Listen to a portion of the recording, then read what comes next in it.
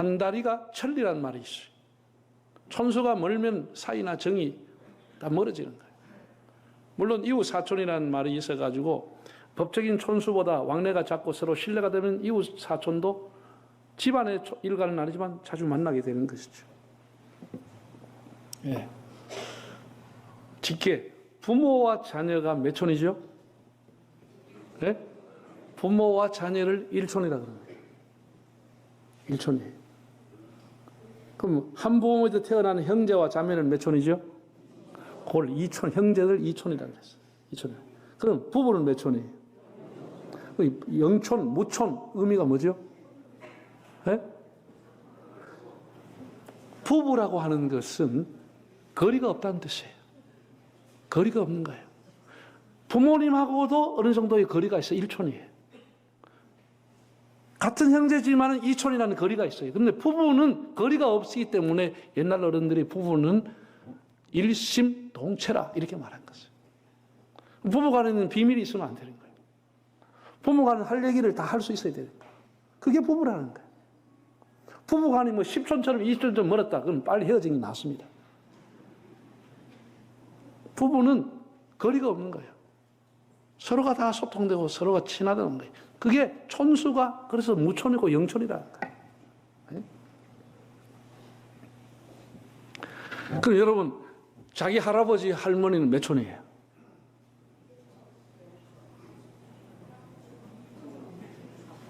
여러분 아버지가 1촌이면 할배가 2촌, 증조 할배는 3촌, 고조는 4촌. 그럼 4촌 할배가 있습니까? 없잖아요. 직계는 전부가 1촌인 거예요. 할아버지도 내하고는 1촌인 것이에요. 증조 할배, 고조 할배 전부 내하고 1촌이에요. 직계는 전부가 1촌인 것이에요. 자기하고 바로 1촌이에요. 직계는.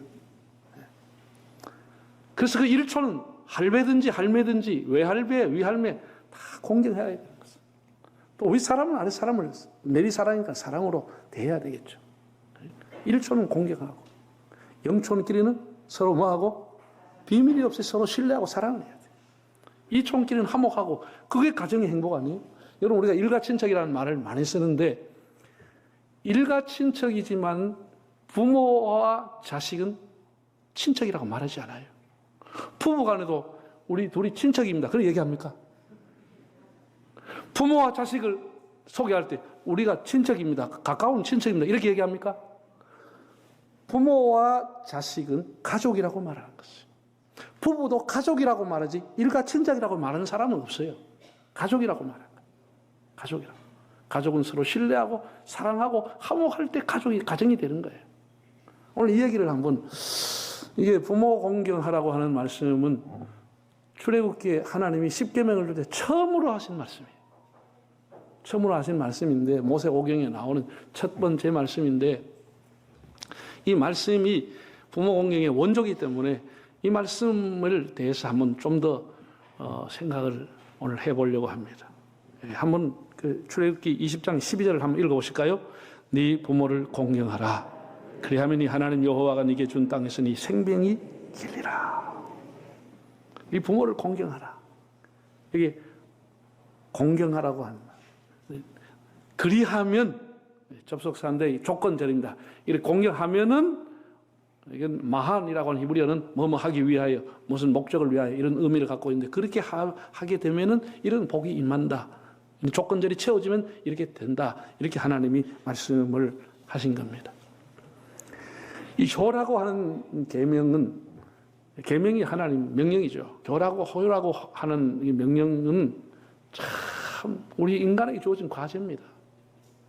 누구나 다 이 앞에서는 자신할 수 없는 거예요. 누구나 다 부끄럽고 다 부족하게 된 거예요. 먼저 하나님께서 이 부모 공경이라고 하는 말씀을 주실 때의 환경을 생각해 보겠습니다. 여러분 이스라엘 백성이 부모를 공경하라고 한 이 말씀을 받을 때 이스라엘 백성이 부요했습니까? 부족함이 없었습니까? 편안하게 했습니까? 그들이 막 노예 생활을 끝내고 삭막한 광야 생활 미래를 알 수 없는 길을 출발했을 때 하나님이 이 말씀을 주신 겁니다. 가장 이스라엘 역사에서 비참했던 430년 노예 생활을 하고 태어나면은 이산가족이 산식적으로 이루어지고 가정이 뿔뿔이 주인을 만났다 흩어지는 그런 노예 생활을 보내요. 이제 사람들을 모아가지고 출발하면서 그 바람이 불고 내일 어디로 가야 될지 모르는 계란이 보침을 가지고 정처 없이 정착하지 못하고 남아는 사람이 노예라고 하는 것은 사람의 노동력이 그 사람의 가치입니다. 나이가 들었다고 하는 노동력을 상실했기 때문에 사람으로서는 가치가 없고 노예로서는 가치가 없는 겁니다. 그다 버려버렸습니다. 노동력으로서는 가치가 없기 때문에 하나님이 그런 시대에 그 노예로 살아가던 이스라엘 사람에게 부모를 공경하라 이 말씀을 줬다라는 것이죠. 노동력을 상실하고 광야 생활에 나이 많은 사람이 무거운 짐이 됐을 때 먹을 것도 없고 보따리 하나 챙기지도 못하고 자기 짐도 못 챙기는 노인들을 버려두지 말라고 하나님 말씀하시면서 공경하라 오히려 이렇게 말씀을 했다는 거예요. 이 말씀을 주실 때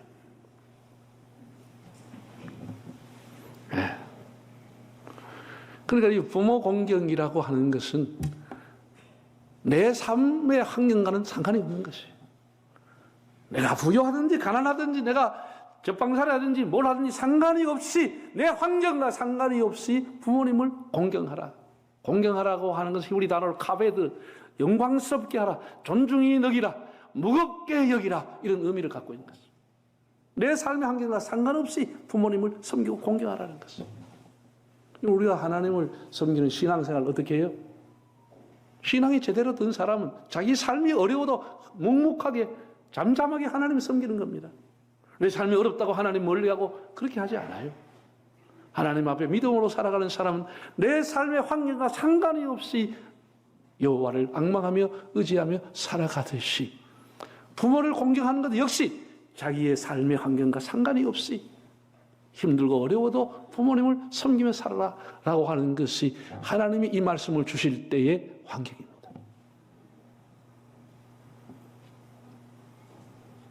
그 계명이라고 하는 것은 우리가 선택할 수 있는 사항이 아니에요. 하나님 명령이기 때문에 내 유불리를 따라서 내 손익을 따라서 내 형편을 따라서 취사 선택할 수 있는 게 아니에요. 하나님이 명령을 한 것입니다. 명령을 한 것입니다. 이게 계명이라고 하는 거예요. 그러면은 한 걸음 더 나아가서 하나님이 누구에게 이 부모 공경의 말씀을 주셨느냐는 것입니다. 물론 우리가 온 세대의 사람들, 모든 세대의 사람과 모든 사람에게 하나님 주셨던 말씀이라고 받아들이지만 1차적으로 이 말씀을 누구에게 하나님이 주셨는가? 이게 중요한 겁니다. 누구에게 이것을 실천하라고 이 말씀을 주셨을까? 여러분 누구라고 생각하세요? 어린아이들에게 교육용으로 아이들 부모 순종하도록 가르치도록 그렇게 하나님 주셨습니까? 바른 생활, 도덕 생활을 위해 주었습니까? 그게 아닙니다. 여러분 출애굽기 20장에 나오는 10계명을 한번 보세요. 사람에게 준 계명을 한번 생각해 보세요. 살인하지 말라, 간음하지 말라, 도적질하지 말라, 거짓 증언하지 말라, 네 이웃의 소유를 탐내지 말라. 어린아이에게 준 얘기예요? 어린애가 살인해요? 어린애가 간음합니까? 또 누구에게 준 겁니까? 성인된 사람들에게, 청년들과 가정을 이루는 장년 세대에게 하나님 1차적으로 주신 명령입니다. 이걸 알아야 됩니다. 어린아이가 이웃의 것을 탐내고 훔쳐요? 그렇지 않아요. 이 다른 계명을 비교해보면 명백하게 부모를 공경하라는 이 계명은 청장년 세대에게, 지금으로 하는 20대, 30대, 40대, 50대, 60대에게 주신 하나님의 명령인 것입니다. 이걸 알아야 됩니다.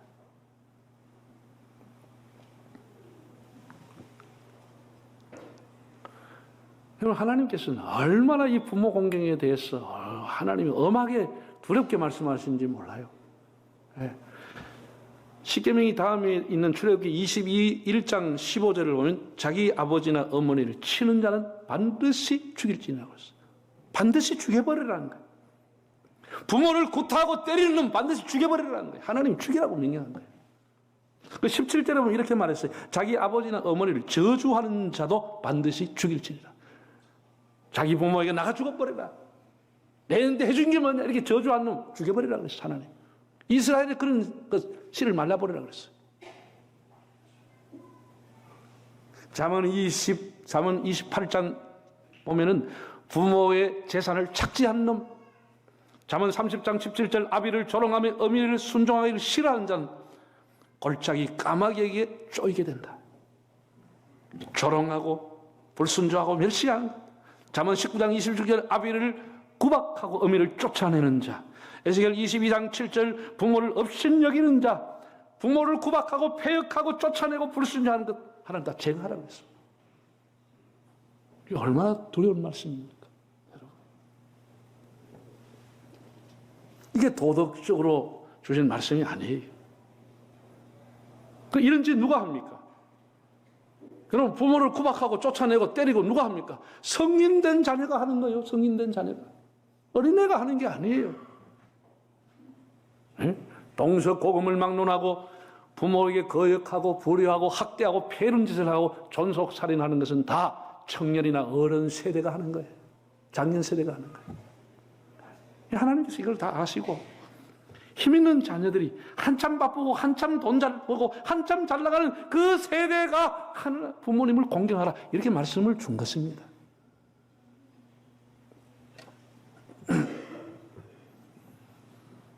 사람들은 이 계명에 대해서 무언의 반항을 하죠. 부모도 뭐 부모 같아야 효도를 하지. 뭐 해준 게 뭐가 있는데 부모가 낳는 것밖에 뭐 해줬는데. 이영복의 노래를 그리워하죠. 가엾은 어머니 왜 날 낳으셨나요? 뭘 해줬는데? 어른이 뭐 어른 같아야 공경을 하지. 그러지요. 반항하지요. 저는 현실적으로 그 내용도 상당히 일리가 있다고 생각합니다. 옛날에도 부모가 온효자가 돼야 자식이 반효자라도 한다고 그랬어요. 자기가 볼 때 자기 부모가 할아버지 할머니 섬기는 거 보니까 나는 아니다 이거야. 나도 못 섬기겠다 이거야. 부모가 온효자를 해야 자식이 반효자라도 한다는 옛말이 있어요. 또 부모 팔자가 반팔자라고 했어요. 그리고 요새 태어나면서 금수저, 흙수저 얘기 나오잖아요. 부모님이 태어나게 하는데 자기 팔자로 말하면 반팔자를 정한다는 거예요. 당연하죠. 좋은 부모님 밑에 나오면 환경이 좋고 안 좋은 부모 있으면 골병 들고 고생하게 되겠죠. 부모 팔자, 반팔자라고 그랬어요. 부모가 나한테 해준 게 뭐냐 이렇게 대들게 되죠. 네? 또 이게 돈돈하는 시대가 돼서 부모 촌수보다 더 가까운 게 돈 촌수라 그랬어요. 그런 말 들어봤어요? 내 말이 아니고 내려온 속담이야. 옛날부터 그랬어요. 부모 촌수보다 더 가까운 게 돈 촌수라 그랬어요.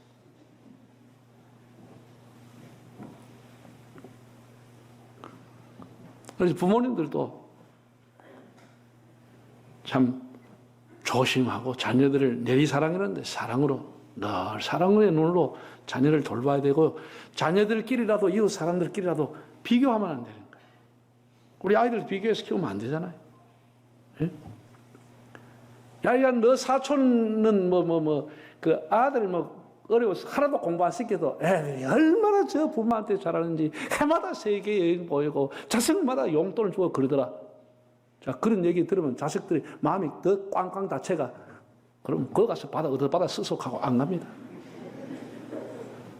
이런 비교를 하는 건 미련한 짓이에요. 미련한 짓이에요. 네? 이번에 막 둘째 며느리가 와가지고 막 밍크 코드 사줬다 그러면 첫째 며느리 그럼 오해라는 거예요.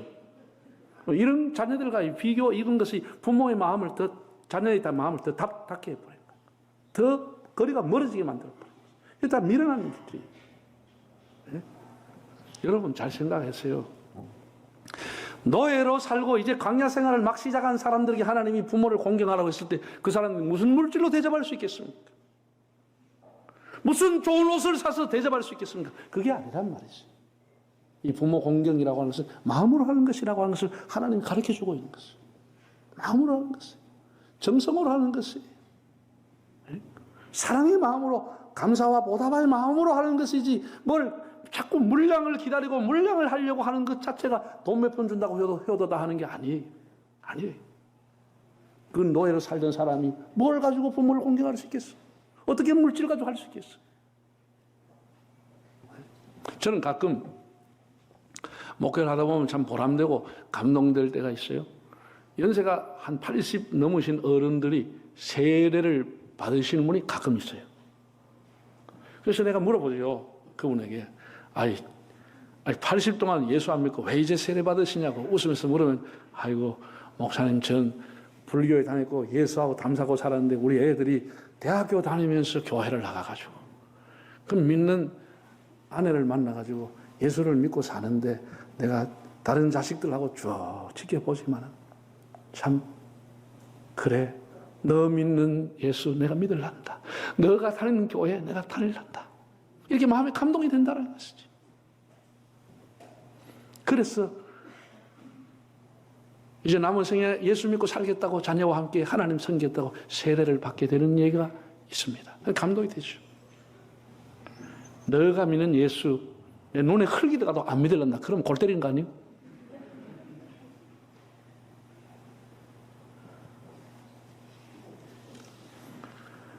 물론 서로가 잘해야 되죠. 모든 게 상대적이 아닙니까? 서로가 잘해야 되지만 이 계명의 원래 의미는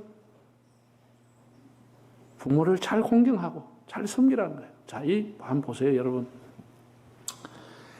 부모를 공경하라. 그리하면은 내가 준 땅에서 생명이 길리라. 라고 했죠. 자, 그 다음에 바울이 이걸 풀어놨습니다. 신약에서 바울이 이 계명을 풀어서 6장 1절에 3절을 다시 한번 읽어볼까요? 자녀들아, 주 안에서 너희 부모에게 순종하라. 이것이 옳다. 이것이 사람 살아가는 도리다. 2절. 네 아버지와 어머니를 공경하라. 이것은 약속이 있는 첫 계명이니 이로써 네가 잘 되고 땅에서. 이거는 약속이 있는 계명이라는 거예요. 약속이 있는 처음으로 준 계명이라는 거예요. 이 하나님이 십계명을 말할 때 약속이 있는 첫 번째 계명으로 준 것인데 그 약속이 뭐냐? 땅에서 잘 되고 장수한다는 것이에요. 여러분, 1계명에서 10계명까지 하나님 주셨는데 어떤 계명도 약속이 있지 않아요. 쉬운 성경하면 이 계명은 보장이 있는 말씀이니, 보장이, 약속이, 축복이 보장이 되어 있는 것은 부모 공경밖에 없다라는 거예요.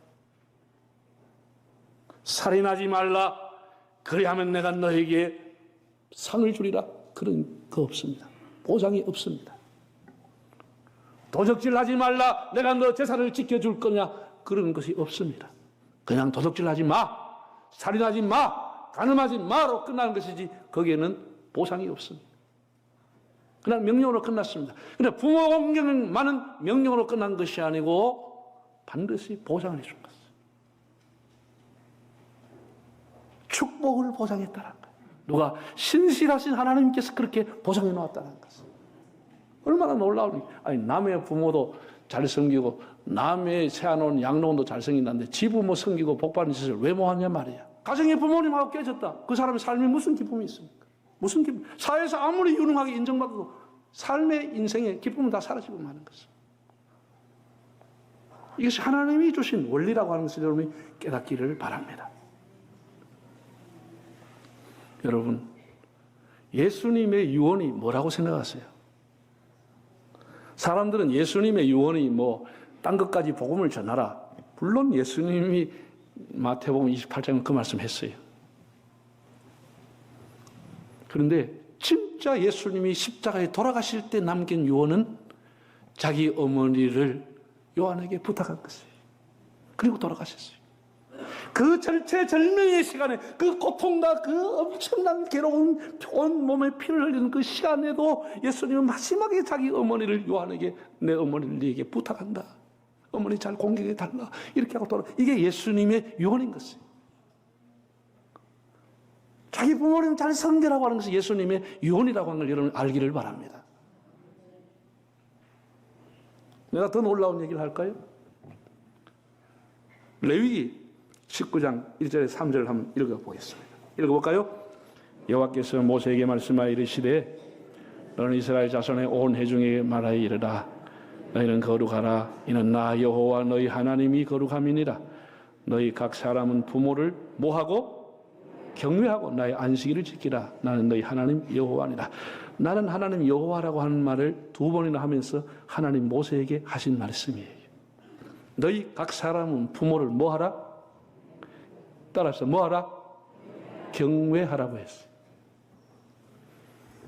여러분, 이 경외라고 하는 히브리어 단어는 야레라고 하는 단어인데, 야레, 두려운 마음으로 섬긴다는 거예요. 하나님을 섬길 때 우리 하나님을 경외한다 이렇게 말하는 것이에요. 이건 하나님만이 사용하는 전용 단어입니다. 왕도 우리는 경외하지 않아요. 선지자도 경외하지 않아요. 여러분이 아무리 대단한 선생님이나 여러분 감동받은 분이라 할지라도 목사라 할지라도 그 사람을 경외하지 않아요. 하나님, 유일하신 하나님에게만 야레, 경외한다는 단어를 사용하는 겁니다. 하나님만이 경외를 받으시기에 합당하신 분이기 때문에 다른 사람은 경외하지 않아요. 존경할 수 있어요. 그런데 하나님께서 직접 2번이나 나는 여호와라고 말씀하신 모세에 하신 말씀이 뭐냐? 각 사람은 자기 부모를 경외하라. 하나님같이 경외하라고 했어요. 야레라고 하는 단어를 사용했다니까. 야레라는 단어. 나중에 우리 설교 후에 성경 128편, 10편을 읽을 때 찬송 부르기 전에 읽잖아요. 그때 여호와를 경외하는 자는 복을 받을지어다. 10편 128편에 나오는 경외라는 말이 몇 번 나오는데 전부가 야레라는 단어가 되어 있어요. 하나님을 경외할 때만 쓰는 동급한 단어를 부모를 경외하라고 하나님이 가르쳐 준 거예요. 그래서 그냥 존경하는 정도가 아니라니까. 그럼 제가 생각해 봤어요. 왜 하나님에게만 전용으로 사용하는 경외, 야레라고 하는 단어를 부모에게 사용했을까? 하나님과 부모는 공통점을 갖고 있습니다. 공통점이 뭐죠? 생명의 공급자라고 하는 것입니다. 생명을 주신 분이라고 하는 것입니다. 여러분, 생명이 어디서 왔습니까? 하나님으로부터 왔고 여러분 부모님부터 온 것입니다. 피덩이를 누가 양육하고 누가 보호합니까? 부모님이 하고 하나님이 하시는 것입니다. 그래서 하나님은 부모를 하나님하고 동급 단어인 야레, 경외라고 하는 단어를 쓰면서 부모를 경외하라고 가르쳐 준 것입니다. 더 이상 무슨 설명이 필요하겠습니까? 우리는 일반 사람들 아무리 대단해도 그 사람은 경외하지 않아요. 그 사람은 존경하지만 경외하지 않아요. 두려운 마음으로 그걸 섬기지는 않아요. 자기의 부모님은 하나님이 경외하라 이렇게 가르쳐 준 것이에요. 네. 이게 다 축복의 원리예요. 여러분 오늘 설교 제목 길지요? 시간 가면 또 잊어버려. 내가 다음에 물어볼 거야. 1초는 어떻게? 네? 1초는 공경하고 경외하고 2초는 화목하고 영촌끼리 사랑하고 신뢰하며 살아가라. 여러분 특별히 우리 성인들 힘있는 장년 세대들이 명심해서 효를 실천하고 자기의 자녀들에게 본보기가 되기를 바랍니다. 하나님은 신실하신 분입니다. 하나님 그 약속을 신실하게 지키시는 것입니다. 꼭 약속 있는 이 계명 부모님 잘 섬겨 어른들 잘 섬겨서 길이길이 여러분 가정에 꼬인 일 없이 다 풀려지고 땅에서 잘 때는 웰빙의 축복이 있기를 바랍니다.